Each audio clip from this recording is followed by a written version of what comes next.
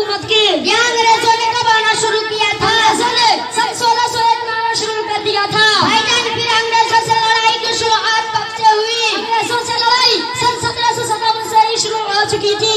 भाईजान सन 1757 ईस्वी से अंग्रेजों से लड़ाई किसने शुरू की थी? मुसलमानों ने सन 1757 से सन 1857 तक यानी 100 साल तक तने तनहा मुसलमान से लड़ते रहे। भाईजान फिर सन 1857 ईस्वी के बाद क्या हुआ? सन 1857 ईस्वी को जब अंग्रेजों ने हुकूमत कायम कर दी तब सबकी आंखें खुली और इस वक्त हर मजहब के मानने वाले भी अंग्रेजों से लड़ने के लिए उठ खड़े हुए।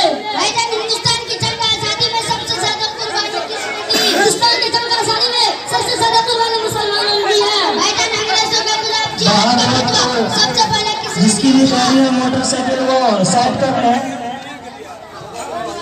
बाहर रोड पर जिसकी भी गाड़ी है वो अंदर कर ले, मदरसे के अहाते के अंदर कर ले।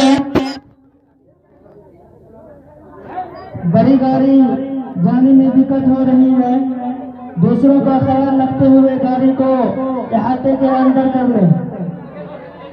भाईजान अंग्रेजों के खिलाफ जिहाद का फतवा सबसे पहले किसने दिया था? हजरत मौलाना शाह अब्दुल अजीज मुहद्दिस देहलवी ने सबसे पहले सन 1803 में अंग्रेजों के खिलाफ जिहाद का फतवा दिया था।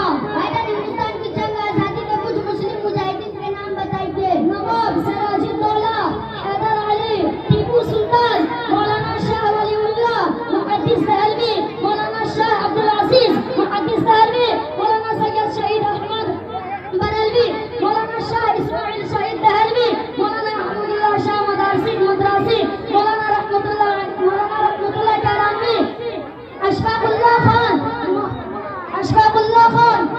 बहादुर शाह जफर, मौलाना बदर हक खैराबादी, हाजी इमदादुल्लाह महाजिर मक्की, मौलाना रशीद अहमद गंगोरी, मौलाना कासिम नानोदवी, हाफिज जामीन शहीद शेखुल हिंद मौलाना महमूद हसन देवबंदी, शेखुल इस्लाम मौलाना हुसैन अहमद मदनी, मौलाना अबुल कलाम रहमतुल्लाह और इनके अलावा लाखों मुस्लिम उलमा ने अंग्रेजों से लड़ी जाने वाली जंग आजादी में शिरकत की। भाईजान दूसरे हिंदुस्तानी मुजाहिदीन के भी कुछ नाम बताइए। लाल बहादुर शास्त्री, जवाहरलाल नेहरू, चंद्रशेखर आजाद, सुभाष चंद्र बोस, भगत सिंह, डॉक्टर भीमराव अम्बेडकर, महात्मा गांधी, डॉक्टर राजेंद्र प्रसाद और माशाअल्लाह बहुत खूब आपने अच्छे अंदाज में तारीखी बात बताई।